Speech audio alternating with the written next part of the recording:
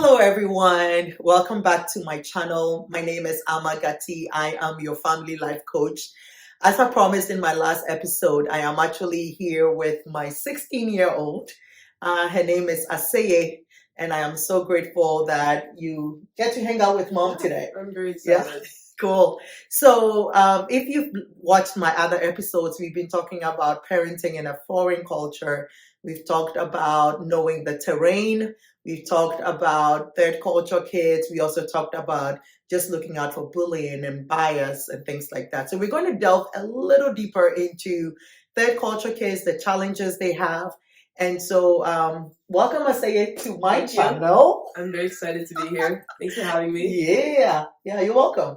All right, so let's talk a little bit. We're going to have a mommy-daughter talk today. And the first question, and I think that's just the question coming out the gate, is what challenges have you had or are you having being, first of all, tell me how you understand being a child being raised in America with Ghanaian parents. You know, what does that feel like to you? Do you feel like you're Ghanaian or you feel like you're American? Or tell me your perception about this. Okay.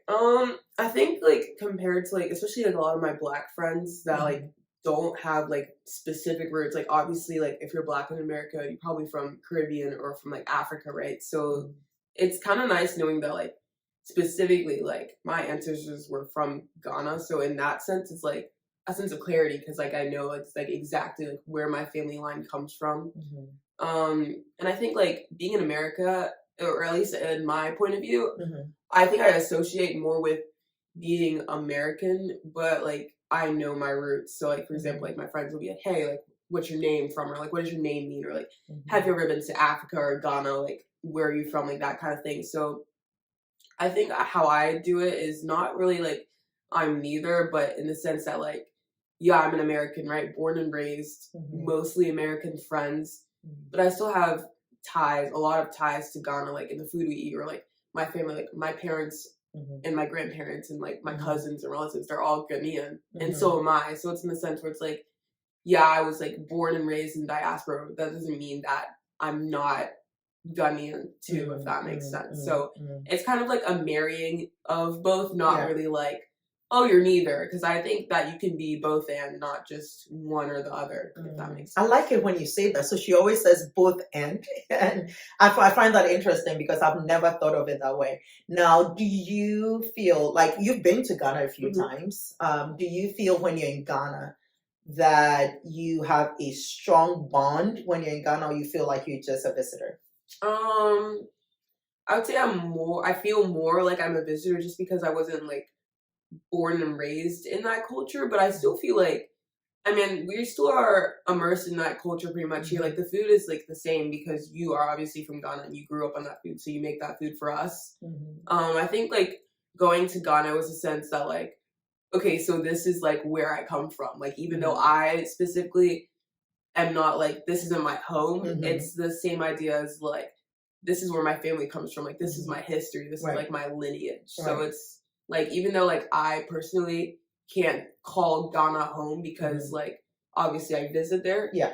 The fact that my family grew up there and the people who raised me were born there, it's this is where my history started. This is where I come from. If that makes sense. Yeah, that makes sense. Now let's bring you back to America. So when you're in America with your American friends, do you feel oh, I am at home, I belong to my American friends, this is familiar, this is home to me? Yeah. How do you feel when you're with them?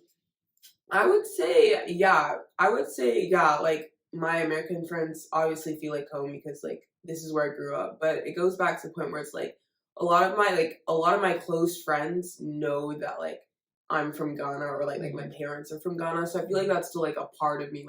That doesn't just go away because those are my home, but it's also a part of me. So my friends, if you're a good friend, you'll know that my parents are from Ghana, or that what my name means, or my name obviously isn't American. They'll know that that's a part of me too. So I think it's more just having a part of me. They know that that's part of me, and so that's part where I feel at home with my American friends because we were all born and raised in the U.S. You know what I mean? We all go to the same school. We all have speak English as our main language. So I think the idea it's like, yeah, you guys are my home, but if you're gonna be my friend, then you also need to know this other part of me, which Mhm. is from Ghana. Yeah. So it sounds to me that you're very comfortable in being both, Yeah. right? Is that a product of how we've raised you? Yeah, I Yeah. think so. I think it comes from like both how you guys have raised me and also like the idea that like I've known for so long, especially since you guys have been in America for a little bit longer than some other like immigrant families. Like Mhm. you guys are really good at like marrying the idea of having both. Mhm. I feel like I can totally see how like some other kids with immigrant parents maybe Mhm. who moved or when they moved to America when they were young, it can be hard to balance the two because it's like, okay, so I was born in this area, but I was Mhm. raised here. Whereas like you guys, I mean, obviously it's like go to an American school, go to American all this stuff, and then Mhm. come home and then it's like obviously I have my Ghanaian name, so it's part of my culture, and then eating Ghanaian food and like talking with family that's from Ghana, you know what I mean? Mhm. So those are helping you connect to that Yeah, roots, yeah. right? So I think it's definitely helping with like connection. So it's in the sense where Mhm. like I said before, like I don't think of Ghana as home, but I Yeah. also think of it as a home in the sense that like that's where my people come from. Like you guys Mhm. were born and raised there. You guys are Mhm. like my direct Yeah. relation to Ghana. So I Yeah. can't just like take away that part of me because it's Mhm. also still part of me. Yeah. Yeah. Yeah. So one of the things that there's been research on all of that that shows that some the kids who are born to migrant families, Hmm. right, especially like living in the West, have a tendency to have cultural identity crisis, Hmm. right? Can you see, I know it's not in your case, but can you see how a child like that could struggle with Yeah. cultural identity? Yeah. And if so, would you have a tip for a child like your teenager who doesn't really want to associate with their parents' culture, Hmm. but also not quite fitting into whatever culture they're being raised Yeah, in? I think it can be hard. Like I said before, especially for people who like may have moved to America when they were young, or like had parents who moved to America very late, Mhm, mhm, like right before they had them. mhm, And so I can totally understand how it can be a little bit difficult to find that balance. And I probably experienced it a little bit, I think, less than most. mhm, But it can be really hard, like when you want to do this thing with your American friends or you think this way mhm, and then your immigrant parents think a different way and you're like, mhm, oh, it's just because they're like from this. But it's mhm, hard because you really want to associate with that culture. So then it's mhm, like a balancing act because then you're like, oh, maybe I should think like this because mhm, my parents think like this and mhm. I'm like technically from there, you know what I Yeah, mean? So I yeah. think the biggest tip I would say is to like it's okay to like separate the two in your minds. Obviously not say that like, oh, I'm American this day and Ghanaian this day, but in the sense that like wherever you feel most aligned with is Mhm, perfectly normal and you shouldn't feel mhm, guilty with that. mhm, But you also should discount the fact that you are from that other culture. For example, like if I obviously feel very American because I was born and raised here, all my friends or most of my friends are American. mhm, But then it's also the idea, it's like that's perfectly okay. But I mhm. also can't discount the fact that like my roots are in this country and Yeah. that's still important to acknowledge. And that's still always gonna be part of me Mhm, even if I don't speak the language or don't go there very often, like that's where my lineage comes from. So I think it's like separating the two in your head, saying like it's okay to feel more one than the other, mhm, and that's normal. You should feel guilty about that, but it's mhm, also the fact it's like both of those or however many cultures you come from, like mhm, those are all parts of you and they all make you up, mhm. whether you think it or not or celebrate that or not. Right. That's awesome. Yeah. Okay, Good job to me. No, I'm mom. kidding. Okay, mom. All right. So I have a question for you. Another question is, and I know we kind of touched on this before. I want you to tell me and to people who are Mhm. watching too, where are the struggles between me raising you in America, your dad and I raising you in America, right? Mhm. Where are those cultural struggles that you see happening in our parent-child Mhm. relationship? Um, You can bring up an example and we Okay, can talk I about think it. probably the biggest thing that happens with us is like I see things from like a different point of view than you Mhm, guys. mhm, And that could also be like just generational because that's going to happen. But I think it's also the idea that like Ghanaian culture is very different from like American culture. So when mhm, I bring something up like a sleepover or piercings or anything. It could be anything at all. Yeah. And you view it from a different point of view. I'm like, oh, now it's like that Ghanaian culture getting in the way because I view it differently. So I guess it's like the idea of like, I have to be also very considerate that like I'm being raised by parents who weren't raised in this American culture. So they're not used to it, or they have some different ideals than I do as someone who is like, this is all I know. Like the American ideas and cultures, that's what I was immersed in from birth. And so that's what I'm going to align more with. But then obviously you guys weren't raised in Ghana. Like they have very different cultural standards, and how you were raised is going to be pretty similar to how you will raise people. Yeah. Whereas in America, obviously it's the same, but from the other point of view. So I think the biggest conflict we have is probably like, I'll ask about something in America or in some households, it's pretty normal, it's standard, it's like whatever. And then you'll be like, no, or I think this. And then we get in a disagreement about that, mainly just because we have different like cultural views on that given whatever. Yeah, that makes sense. And so if you're watching, let me give you some context to that, right? And so in the Ghanaian culture, or in the rest of the world, most part of the non-Western world, we are what we call a collectivist society, right? So we do everything together. Children are required like to respect adults, take care of their parents in their old age. We do things as a group. Like the whole concept of it takes a village to raise a child is where we are coming from, because we are what we call a collectivist, I never say the word right, group, right? And then in the West, we are more individualistic. It's pulling yourself up by your bootstrap and just taking care of myself. It's more looking more into me versus us. So for someone like me raising a child, coming from a collectivist society, a child is supposed to be heard, seen and not heard. There's that little, the cultural thing, like we're big on respect, we're big on taking care of the community, we're big on protecting our own, into raising a child in a culture where it's more individualistic, more liberal in the thinking and doing things. And I think that's where we clash, right? And so there's an example. Let's talk about the earring thing for a minute. Oh, yeah, okay. Yeah. So do you want to go? You can. Okay, so I say it was, and I were talking about earrings, it's like a second piercing. So when she was a baby, culturally in Ghana, we pierce our babies' ears when they're little, right? And so she was like 3 months old when we pierced her, which is kind of late even for us, because in Ghana, I think it's like the first week or the first 2 weeks of birth is when your child's ears are pierced. So we pierced her ears when she was like 3 months old, and she's been wearing earrings the whole time.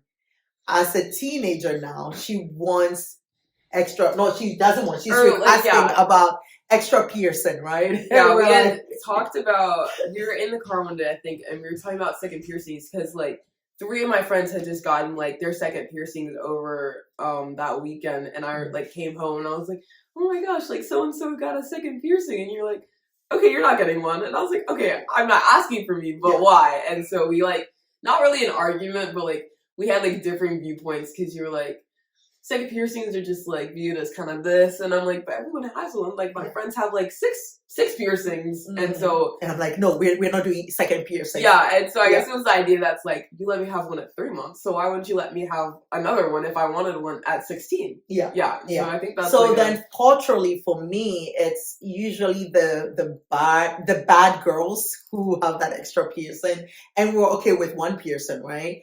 And so it's one of those things where you're thinking, okay, well, I allowed her to have a piercing at 3 months old. Why can't she have an extra one, right?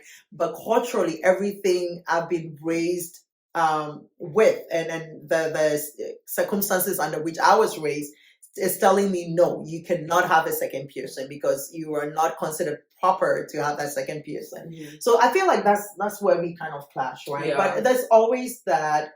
I think as a parent, you kind of also want to see things from a child's perspective. And if you've listened to our previous episodes, we've talked about having some kind of compromise and empathizing, right? And so for us, there are things that she would ask and I would say no, but then I would say, okay. And she would say, how about, can we do this another time? And I'll say, yes, that is the compromise, is saying, I'm not going to say yes to this, but I will compromise with you here. Do you find that we have that kind of relationship? Yeah, I think we would disagree, but may come into a compromise. Yeah. I think we do. I think it could be like a little bit hard just to an idea like, or like with the piercings example, I'm like, okay, well, like it's not viewed that way in America, and obviously we're in America now, but like then I guess I do have to understand that it's like back in Ghana, especially when you were growing up, it was seen as like a thing that people don't do. Whereas here in the U.S., like no one blinks twice. You know what I mean? Yeah, yeah. So then it's the idea. It's like, oh well, I mean, I wouldn't think twice about it, but I guess it's like the way you were born, not the way you were born, obviously, but like the culture you're raised in, and that's like that makes you. I mean, like you're defined by those younger years, and you were spent those younger years in Ghana, in that culture. So I think that defines a lot of the big differences. In like how we view things, especially as I'm like getting to be a teenager, more independent and older. Yeah, I completely agree. Now let's go back to just challenges, because I want our audience to, you know, I know that they're raising children in cultures that are different. There are struggles that their children are going through. So now you're speaking for all the children, you know, and so you're like our inside person, right? Like tell us what the other kids are experiencing. So tell me, have you had any issues with your name or your culture? Like, have people made fun of your name, or have you felt, you know, like some level of bias or anything like that based on your name? You know, which, by the way, is a beautiful name. Thanks. Yeah. I don't have any memory of people ever like making fun of my name, but like people get it wrong very, very often. Like literally just yesterday I had a track meet and my name was on there, and I had to keep telling him. He was really sweet about it, actually. Like he really wanted to get it right. So I think as far as like that goes, it's like you have to understand that it's like they are also, like I said, they're not from Ghana. Like they wouldn't know. Yeah. You know what I mean? And so I have to take it with a grain of salt, but it does get a little irritating when like people get it wrong once, fine. Like I would get it wrong, you know, it's not, it doesn't look like how it's spelled, whatever. And then I will correct them a few times and they still don't get it. Like after a long time, then it's like, it doesn't feel like people are putting in effort to try. They don't even try.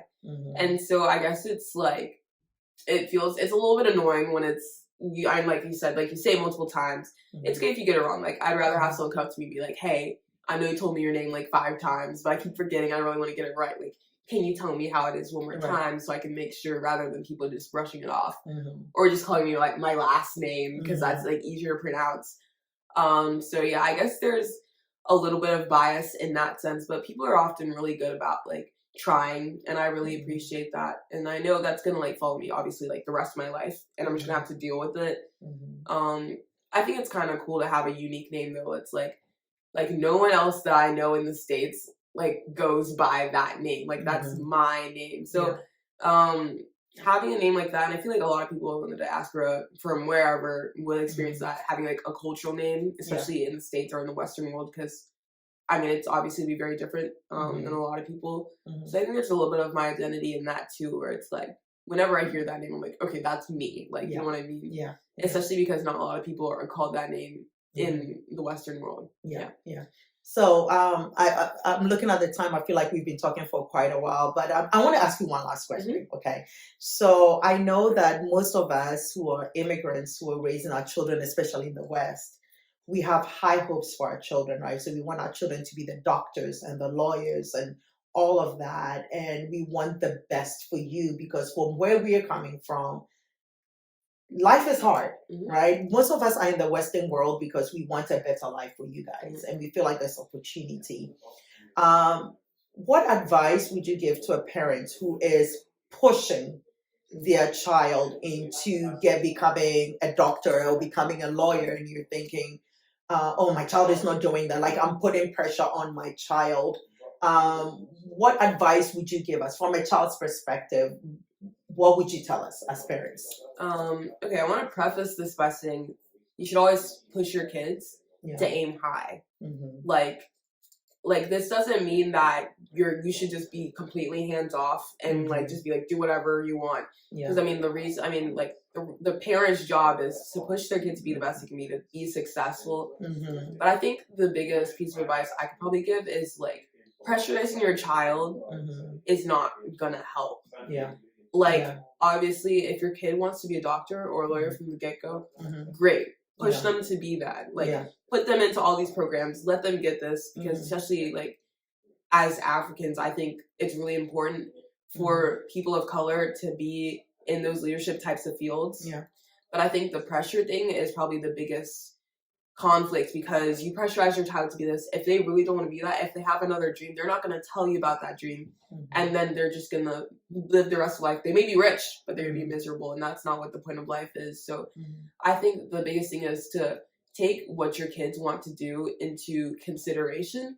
But that doesn't mean that you should just let them, like, right, if they want to be a bum the rest of their life, they can't do that. Right. You do still have to push them into the right direction. But I think what's really important is this is your kid's future. This is not your future. Right. You want what's best for your kid, not what's best for you. So just because you want your child to be lawyer doesn't mean your kid can be the best author in the world, best illustrator in the world, make millions. So I think the biggest thing is to take into account what your kid wants to do or what your kid's interested in. You can guide them, of course, and then just push them to be the best in that field rather than pushing them to be what you perceive to be the best. Yeah. True words, wise words. So I want to thank you for making time to come talk to us. And I think that one of the things that I like, especially in parenting, is that you want to hear from the child's perspective as well. Because at the end of the day, they are the ones who are parenting, right?